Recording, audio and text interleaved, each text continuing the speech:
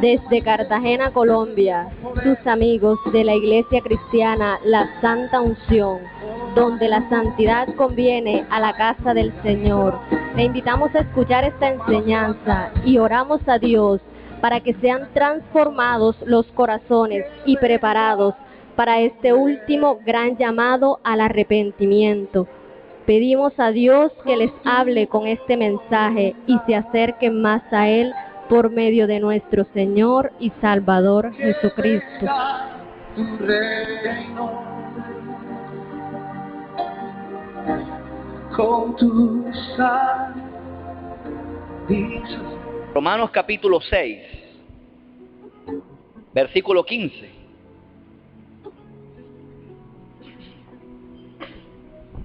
Bien, dice así la hermosa palabra de Dios. ¿Qué pues? ¿Pecaremos porque no estamos bajo la ley, sino bajo la gracia? Dice el apóstol Pablo, inspirado por el Espíritu Santo, en ninguna manera, diga, en ninguna manera. ¿No sabéis que si os sometéis a alguien como esclavos para obedecerle, sois esclavos de aquel a quien obedecéis, para sea del pecado para muerte, o sea de la obediencia para justicia? Pero gracias a Dios, diga conmigo, gracias a Dios, que aunque era esclavo del pecado, habéis obedecido de corazón. Subraye eso, hermano. Hemos obedecido de corazón a aquella forma de doctrina a la cual fuisteis entregados. Y libertados del pecado, vinisteis a ser siervos de justicia. Hablo como humano. O sea, el apóstol Pablo estaba hablando para que le entendiera, no es que no estaba inspirado por el Espíritu Santo. Hablo como humano por vuestra humana debilidad, que así como para iniquidad presentasteis vuestros miembros para servir a la inmundicia y a la iniquidad, así ahora para santificación. Esto es tremendo, hermano. Presentad vuestros miembros para servir a la justicia. Porque cuando erais esclavo del pecado, erais libres acerca de la justicia. Pero ¿qué fruto teníais de aquellas cosas de las cuales ahora os avergonzáis? Porque el fin de ellas es muerte.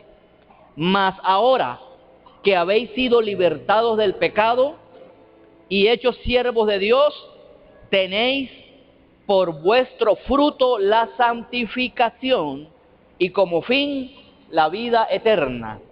Porque la paga del pecado es muerte, mas la dádiva de Dios es vida eterna en Cristo Jesús, Señor nuestro. Hermanos, ¿cuántos lo creen, hermanos? Denle un aplauso al Rey de Reyes y Señor de Señores. Amén. Bien, hermanos, el domingo hablamos la primera parte de este mensaje, ¿verdad?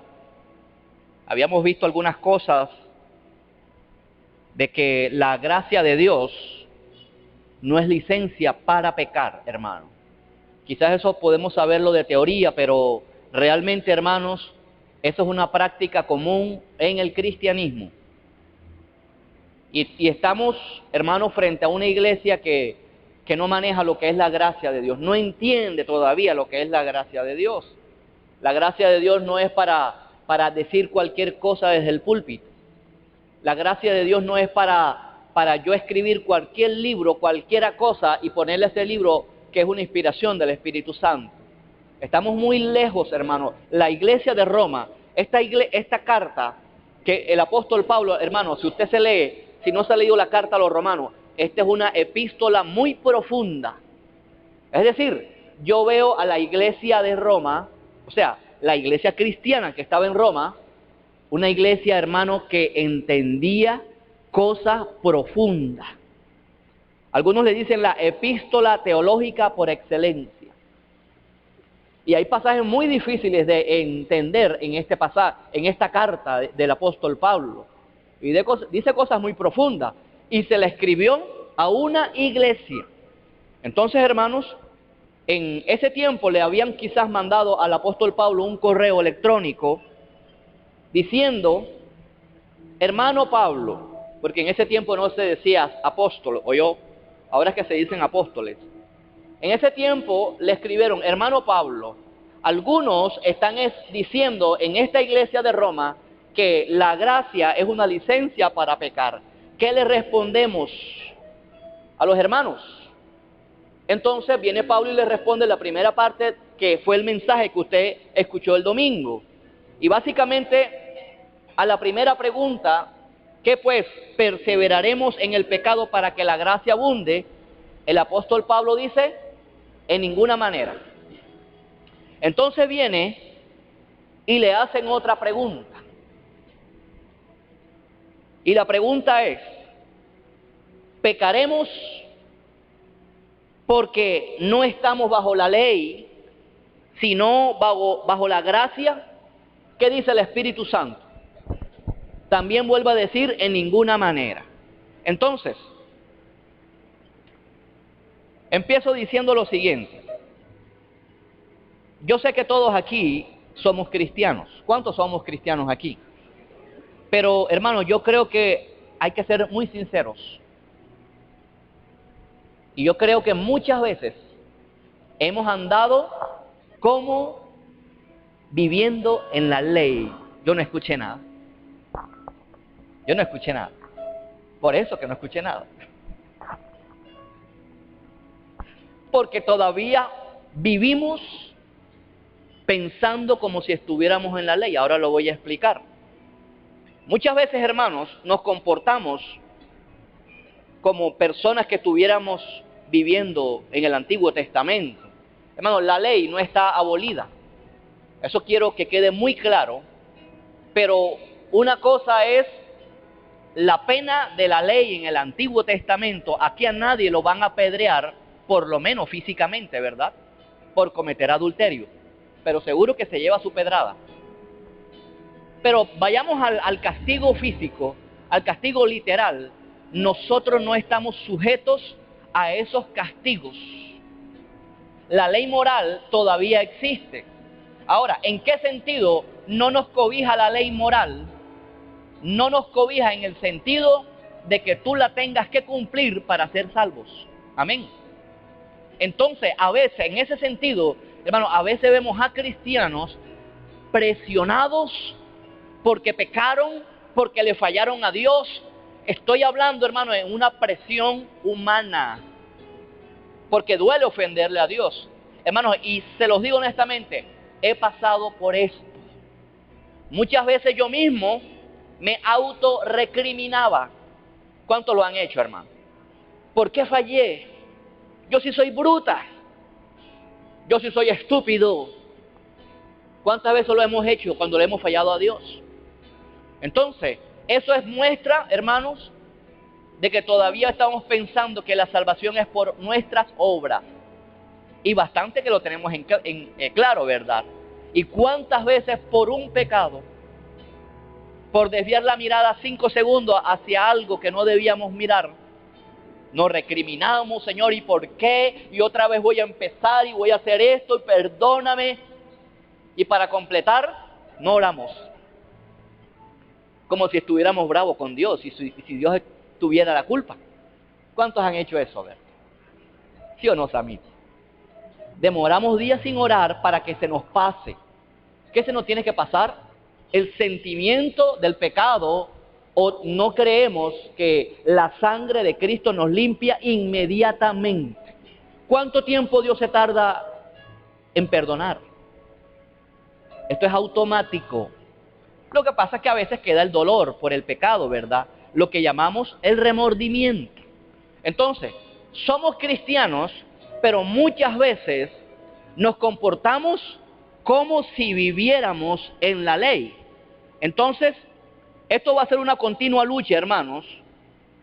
La lucha entre la carne y el espíritu. No quiere decir esto que nos vamos a relajar. No quiere decir esto que no nos va a importar ofender a Dios. Al contrario, tiene que haber un profundo dolor por el pecado. Pero a donde quiero ir, y ya lo he dicho, es que no pienses que las obras que tú hagas te van a salvar. Es imposible que cumplamos toda la ley. ¿Sabes cuántos mandamientos habían adaptado los judíos, los fariseos de la ley de Moisés? Cuando hablo de la ley es todo el decreto de Jehová, no los 10 mandamientos. 613 mandamientos. Eso está en el auxiliar bíblico. Ayer me lo leí todo. Hermano, con razón, ahora puedo entender que Jesús le dice a los fariseos, vosotros lleváis carga, le imponen carga al pueblo que vosotros son incapaces de llevar. Hermano, imposible cumplir 613 mandamientos. No podemos con los 10, yo no escuché nada. Ahora 613. 613. Está bien detallado los que tienen el auxiliar bíblico. Yo dije, tremendo, Señor, de verdad que esto es por gracia. Anoche concluí que yo soy pecador. Más pecador todavía, hermano. Empecé a leer uno por uno, obviamente no busqué la cita porque me iba a demorar, pero le di un barniz así general a los 613. Fiesta de tal, hay que sacar tal.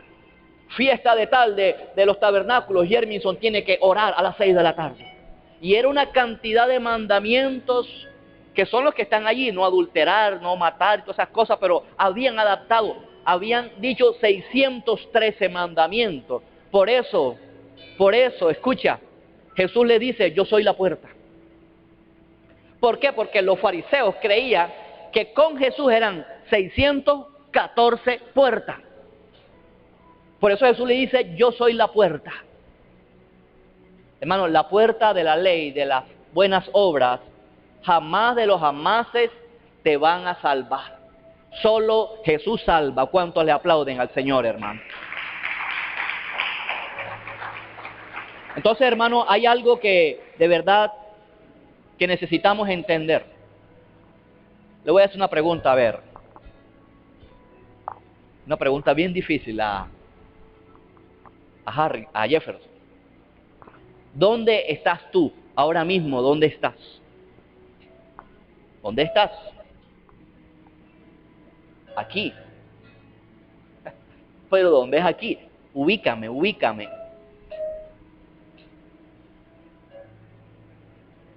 ¿Dónde estás? ¿Estás en Colombia, en Sudamérica, Colombia, en la costa atlántica, en Cartagena? ¿Estás en el barrio Bruselas? ¿Estás aquí en la nomenclatura esa? No sé cuál es la nomenclatura. El punto es que estás aquí.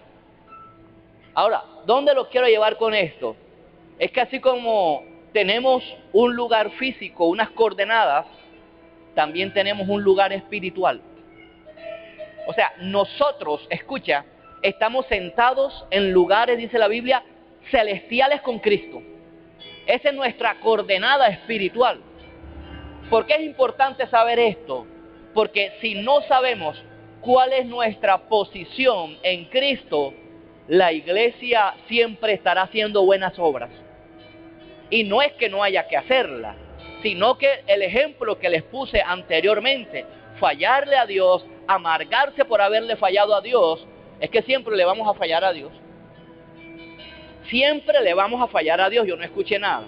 Entonces, ¿cuál es nuestra posición? Cuando creímos toda la basura de nuestro pecado, viene Dios con una pala y la manda a 2000 años atrás en la máquina del tiempo. Y toda la justicia de Jesús, todo lo perfecto que es Jesús, y viene Dios y no los achaca a nosotros. ¿A cuánto le gusta ese cambio, hermano? ¿Y tú qué hiciste allí? Hermano, por gracia somos salvos. Eso ocurrió cuando creíste. Hubo un intercambio de tu maldad por la bondad y la mansedumbre de Jesús. Tu maldad a la cruz. Y la cruz, el beneficio de la cruz, a tu vida. Entonces ya Dios, escucha, no te ve, aunque veas te ve. Dios no te ve como alguien malo. No es que tú dejas de ser malo porque somos malos, sino que simplemente Dios te dice, eres sin culpa. Eso es lo que se llama la justificación. ¿Cuántos son justificados aquí por la sangre del Cordero? Aleluya, la iglesia tiene que saber estas cosas, hermano. Que le pregunte a usted, al hermano, y que le diga, somos justificados. Hermano, eso tiene que ver con pactos. No, eso no tiene nada que ver con eso. Es que somos justificados con la sangre de Jesús. Entonces, como decimos popularmente, hermano, borrón y cuenta nueva. Dios borra el tablero cada vez que tú pecas.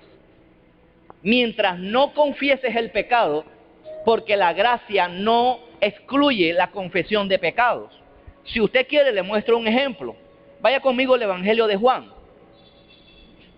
Yo creo que algún día todos hemos sido de alguna manera este hijo pródigo. Evangelio de Juan. Nos tenemos que mover, hermanos, del puesto cada vez que pecamos. ¿Cómo así? Tenemos que arrepentirnos, pedirle perdón. Evangelio de Juan, Lucas capítulo 15.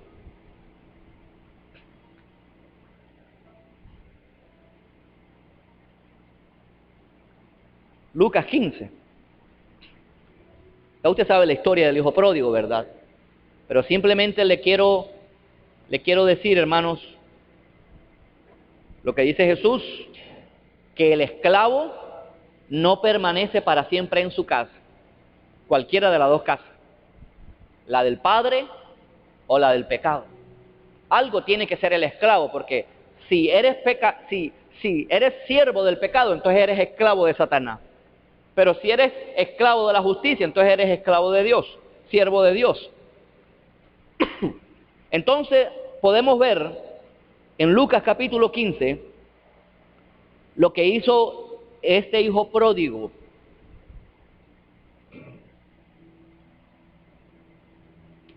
En el verso 13, bien, vamos a leer desde el verso 11. Dice, también dijo, un hombre tenía 2 hijos, y el menor de ellos dijo a su padre, dame la parte de los bienes que me corresponde.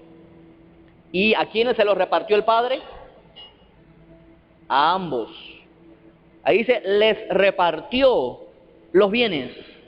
No muchos días después, juntando todo, el hijo menor se fue lejos. Esto tipifica el mundo, a perderse, a una provincia apartada. Esos son los que se van y se apartan de Dios.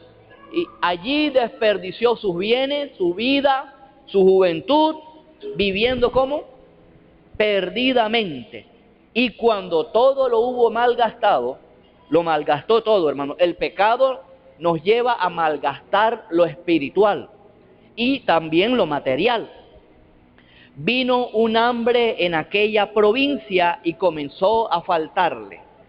Cierto, hermanos, a veces Dios utiliza las necesidades físicas para moverle el piso a las personas. Yo no escuché nada. A veces Dios utiliza esa estrategia. Y fue y se arrimó. Qué tristeza, ¿verdad?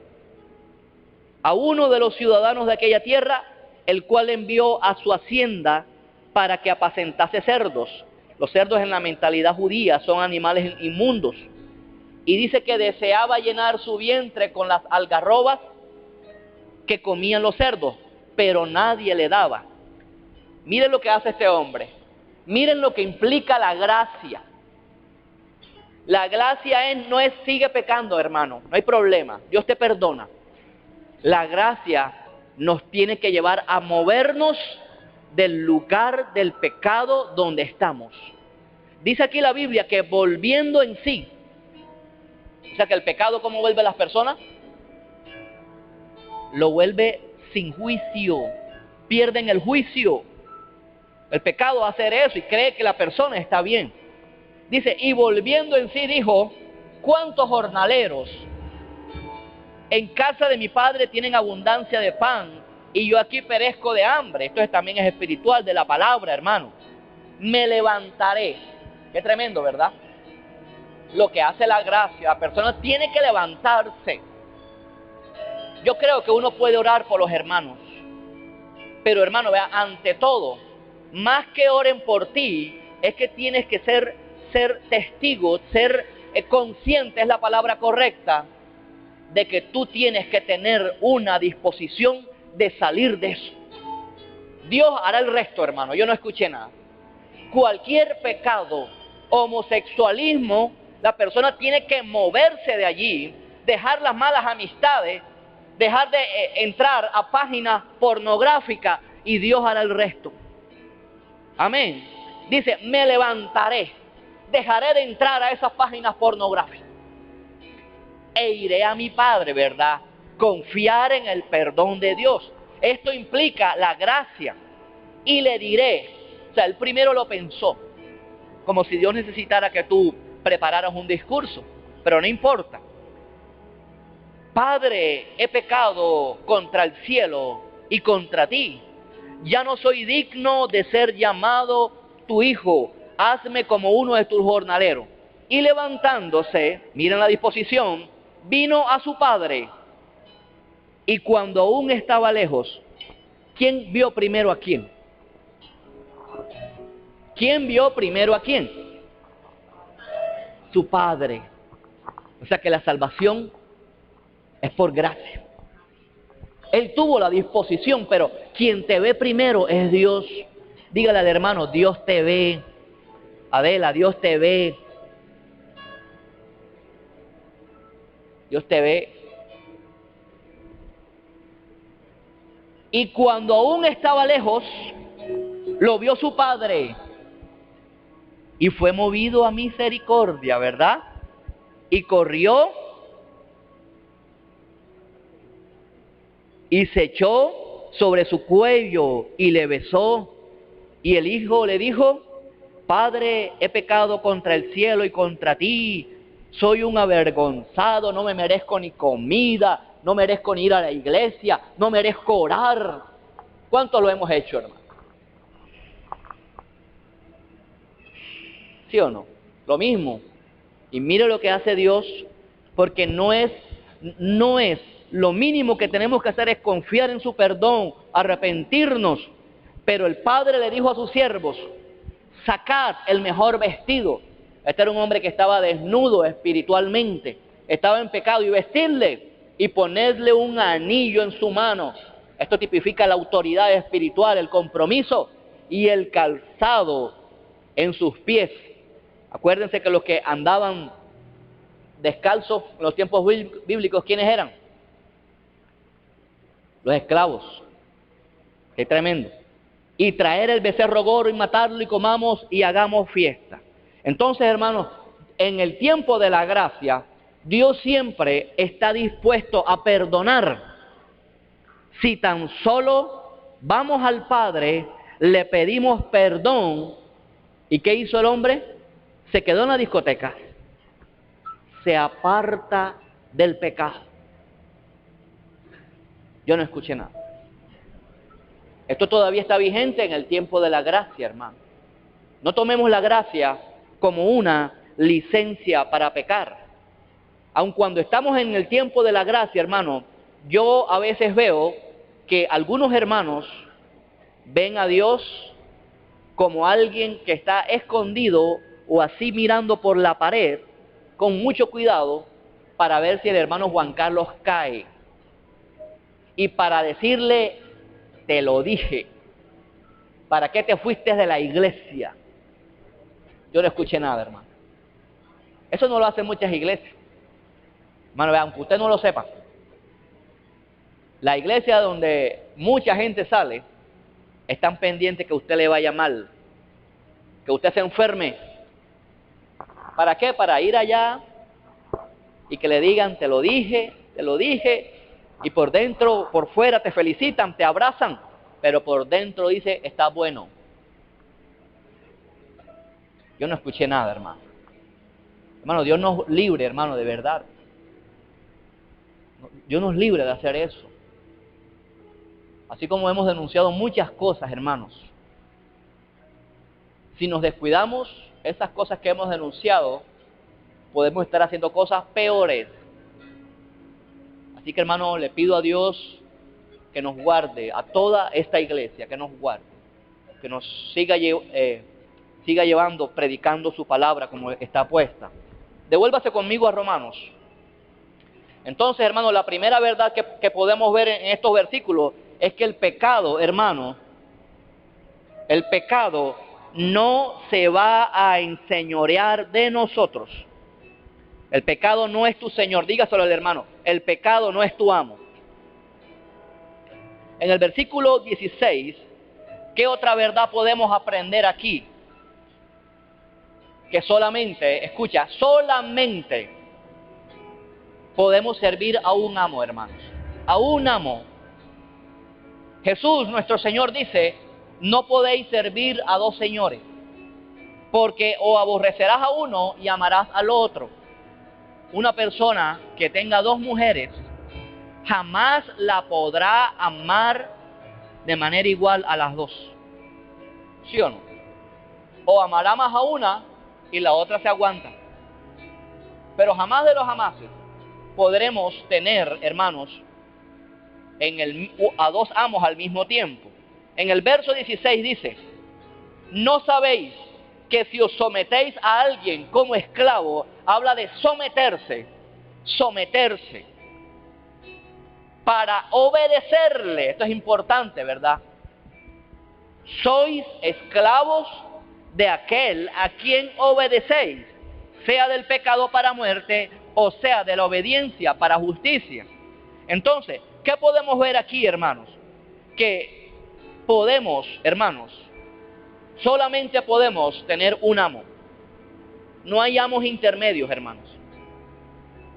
O nuestro amo es Satanás, o nuestro amo es Dios. ¿Podemos pecar? ¿El cristiano puede pecar? ¿Ah, linda? Podemos pecar. Lo que no podemos hacer es practicarlo. Hacer fútbol con el sexo. Eso no le cabe a Dios en la cabeza, hermano. Esto no es ninguna licencia. El hecho de que en 5 años no hayas hecho nada, eso que hacía, no quiere decir que el próximo año ya lo vas a hacer, porque como hace tiempo y eso no es una práctica, no, porque ya tú estás haciendo algo intencional. Hermanos, y podemos, hermanos, como lleguemos a un corazón endurecido, practicar la apostasía sin darnos cuenta, porque la apostasía va mermando y va endureciendo el corazón. La apostasía no es simplemente coger una doctrina y voltearla. La apostasía es apartarse de las verdades bíblicas, endurecer el corazón. Amén. Entonces, si nos rendimos a Dios, vamos a vivir. ¿Usted se imagina en este tiempo que usted pueda andar sin pecar? Bueno, nadie, absolutamente ningún ministro de Dios, ellos pecan. Ellos pecan. El pastor Casluna peca. El Papa peca.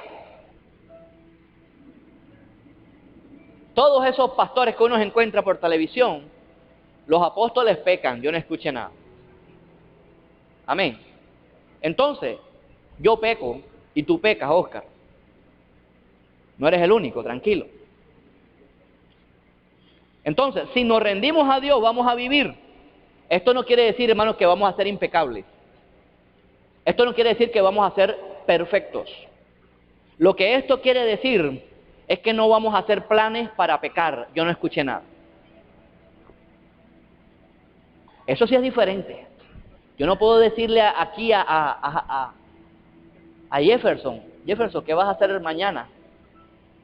Llévate a la casa y hay una cerveza, dos cervezas no hace daño. Ya eso es hacer planes para pecar. Eso no lo debe hacer la iglesia. ¿Qué más quiere decir esto? Que odiamos el pecado y luchamos en contra del pecado. ¿Cuántos odian el pecado aquí? ¿Qué más quiere decir esto? Que nos esforzamos por agradar a Dios. ¿Cierto? Uno hace un esfuerzo, ¿verdad? Humano. Por mucho que lo logremos, nunca perfectamente vamos a poder 100% agradar a Dios, pero Pero muchas veces, hermano, uno se alarma, uno se espanta y no voy a hacer eso, yo no quiero agradar a Dios. Entonces hay un esfuerzo también, ¿verdad?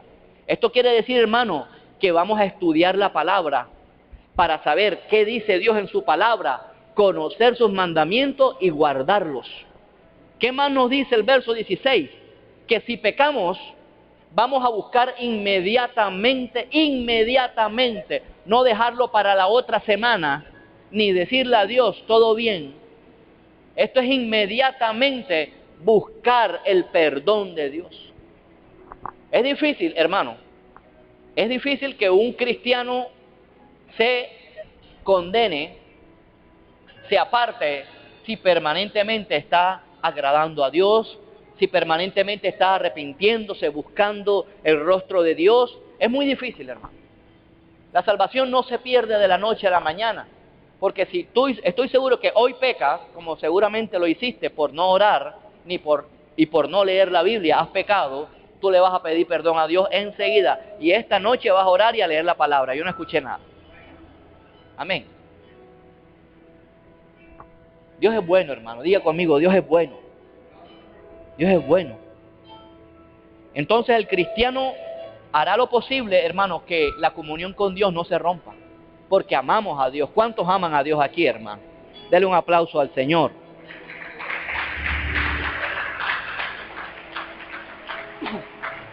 Verso 17. ¿Qué nos dice el verso 17? Hay algo bien bonito, hermanos, que nos dice el verso 17. Dice que hemos obedecido de corazón. ¿A cuántos le pusieron una pistola en la cabeza para que aceptaran a Jesús? ¿A cuántos los obligaron a venir hoy a la iglesia?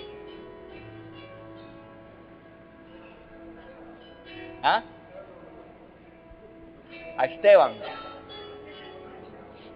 Hermano, venga libremente, hermano. No venga por el pastor, para que cuando el domingo la monte no me mire. Venga porque usted ama a Dios, porque usted ha obedecido de corazón. ¿Quién te obligó a creer? ¿Quién te obliga todos los días a pedirle perdón a Dios? ¿Quién te obliga a leer la palabra de Dios? ¿Quién te obliga a orar?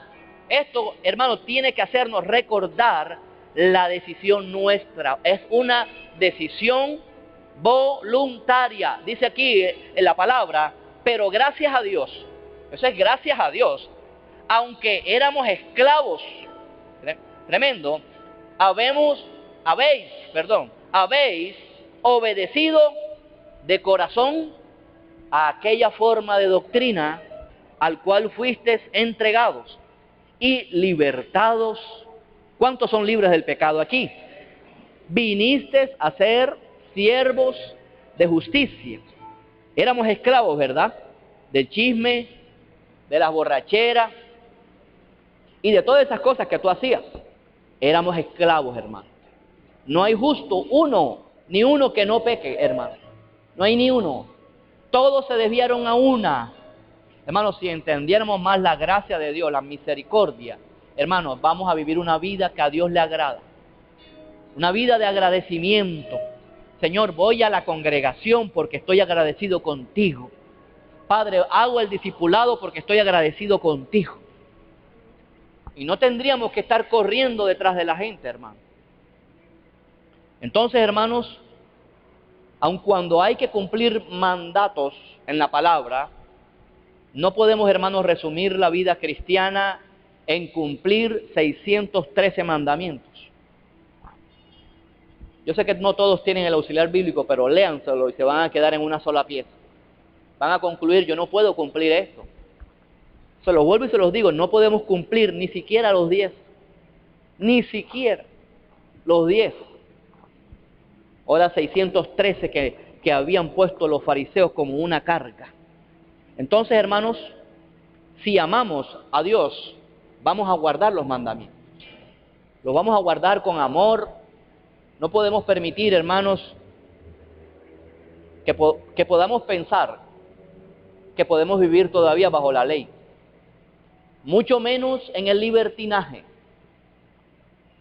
La única opción para el cristiano, hermano, es vivir en la libertad de Cristo.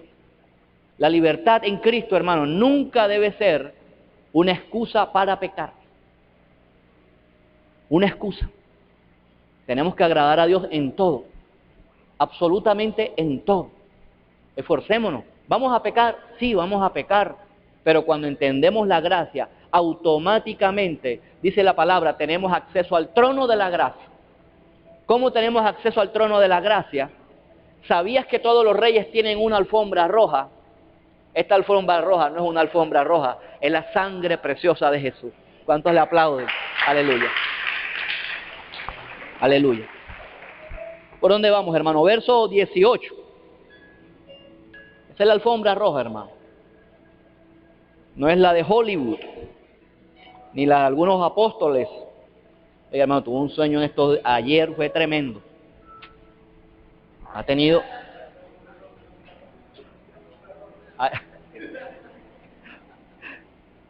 Bien, verso 18. Dice, y libertados del pecado, vinisteis a ser siervos de la justicia. Verso 19. Hablo como humano. O sea, el apóstol Pablo viene y pone un ejemplo humano. Y esto es tremendo, me gusta este ejemplo. ¿Sabes qué ejemplo está poniendo el apóstol Pablo aquí? Vamos a leerlo. Hablo como humano por vuestra humana debilidad, que así como para iniquidad presentasteis vuestros miembros para servir a las fiestas de noviembre y a la iniquidad, así ahora para santificación presentad vuestros miembros para servir a la justicia.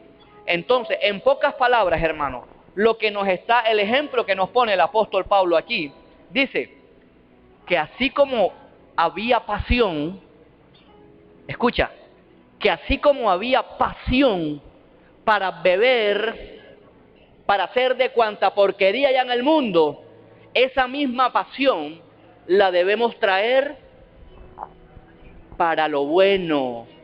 ¿Por qué había pasión? Escucha, cuando salíamos de la universidad en las noches a beber cerveza. ¿Por qué cuando salimos de la universidad mucha gente se va para la casa y no se viene para la iglesia? Yo no escuché nada. Hermano, seguro, eso me espanta. Hay gente que es más astuta allá afuera que acá adentro. Allá sí hacen el discernimiento de espíritu, pero aquí lo pierden. Por eso Jesús les dice que los hijos de este mundo son más astutos que los hijos del reino. Dígale al hermano, te hace falta más pasión. Mucha gente iba a venir acá, pero por la lluvia no vino. ¿Y cuántas veces con lluvia no visitamos a la novia? Ah, William. Y te ibas a pie. ¿Ah? Ah, Jonathan. Amanecía y que haciendo tareas. Entonces, hermano, ¿por qué si hacíamos esas cosas, lo que nos está diciendo el apóstol Pablo es que muchas veces, hermanos, tenemos más ánimo para lo malo que para lo bueno? Eso no se debe perder. Ese ánimo, porque si tú lo hacías, es que por dentro tú eres así. Entonces hay que llevar eso que tú eras para lo malo a hacerlo para lo bueno, para las cosas del reino. ¿Ya? Porque dice, para iniquidad presentaba vuestros miembros. Es decir, que sirvamos a Dios, hermanos, con el mismo fervor que servíamos al pecado. Que servíamos al pecado.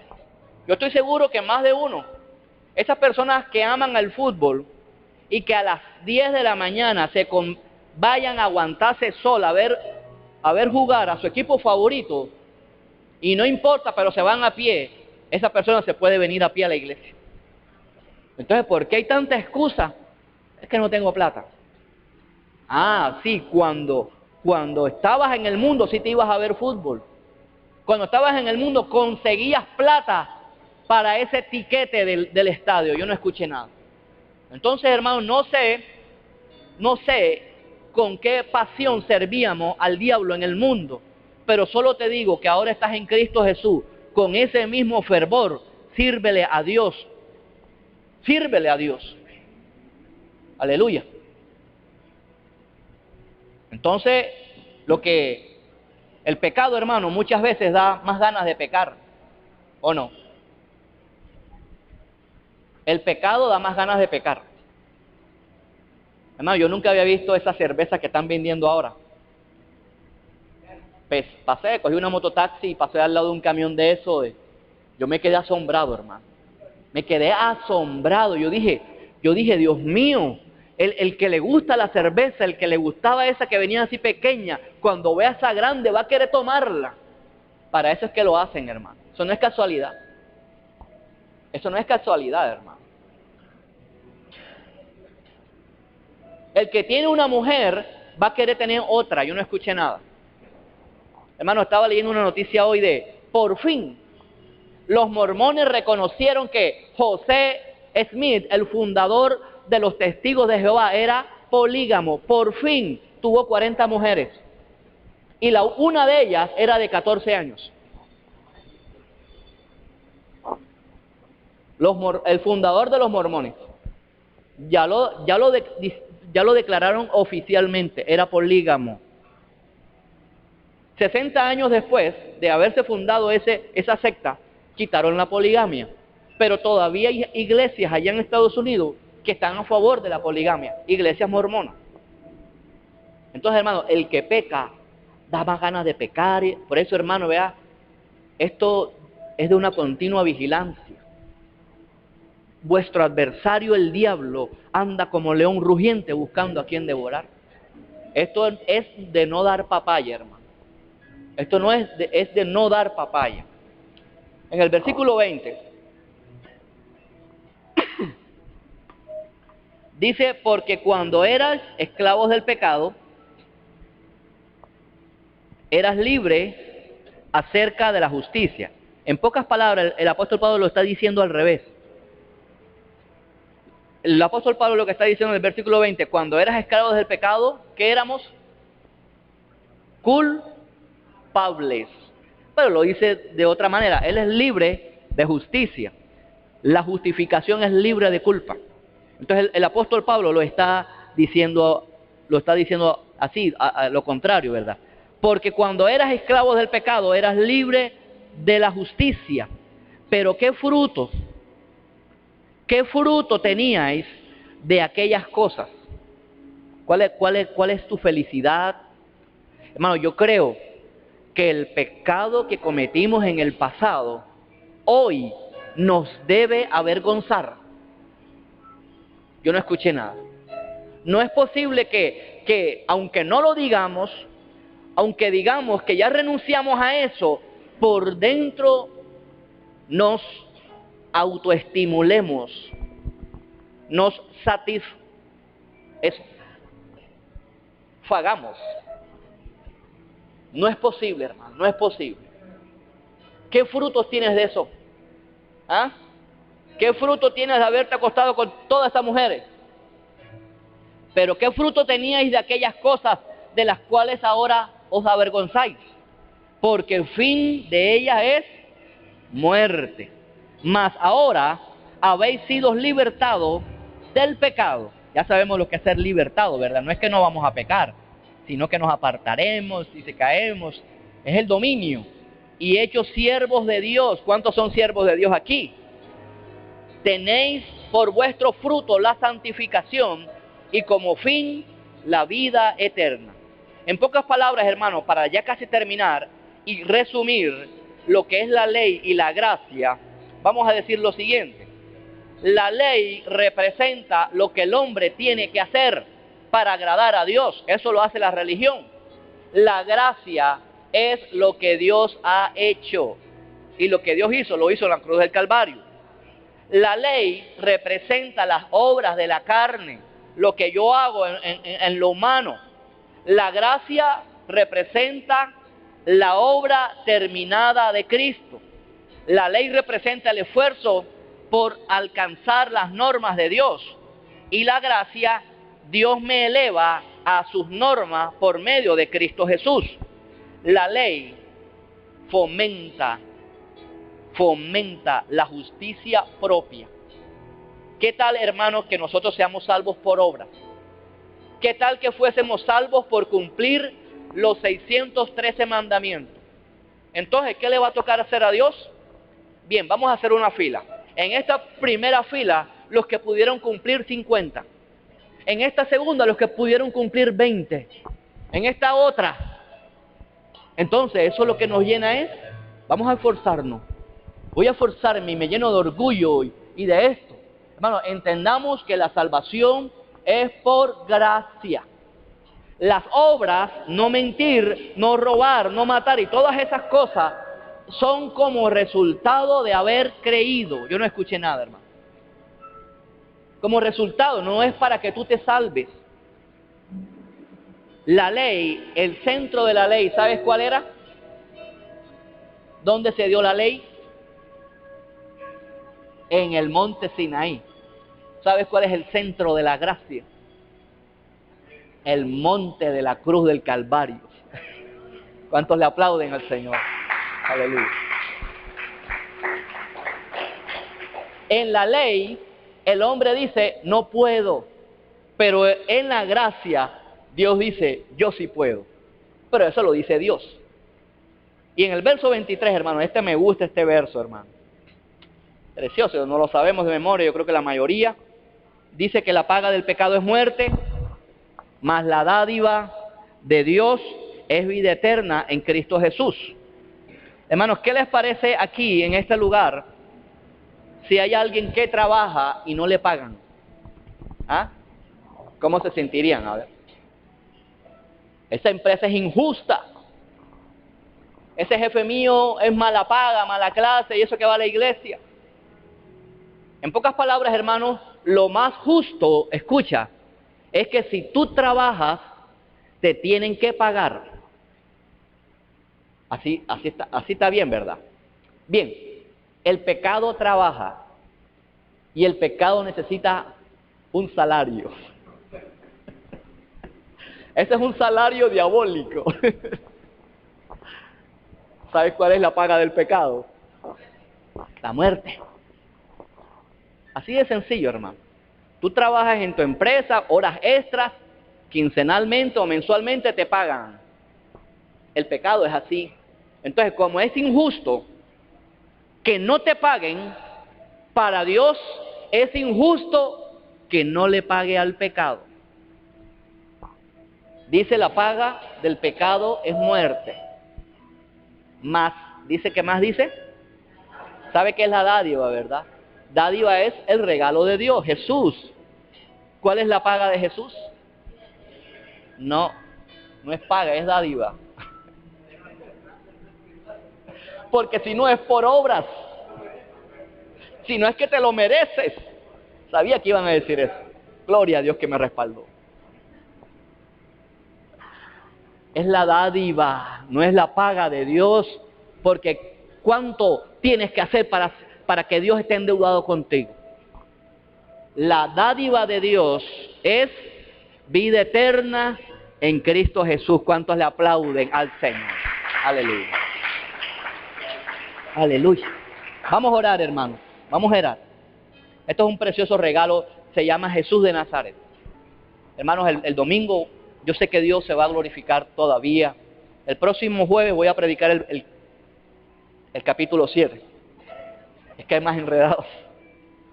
Y por lo menos con poquita gente puedo manejarlo más. Vamos a orar en esta noche, hermano. ¿Cuánto le costó venir hoy? ¿Qué estuviera haciendo allá? Viendo televisión, durmiendo, haciéndole el tetero a Gabriela.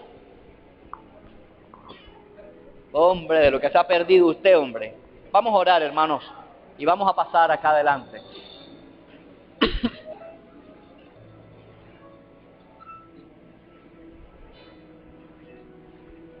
Vamos a orar. Pasen acá adelante todos, hermanos, de verdad.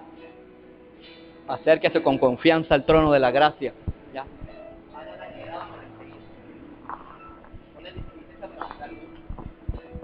Vamos a orar, hermanos.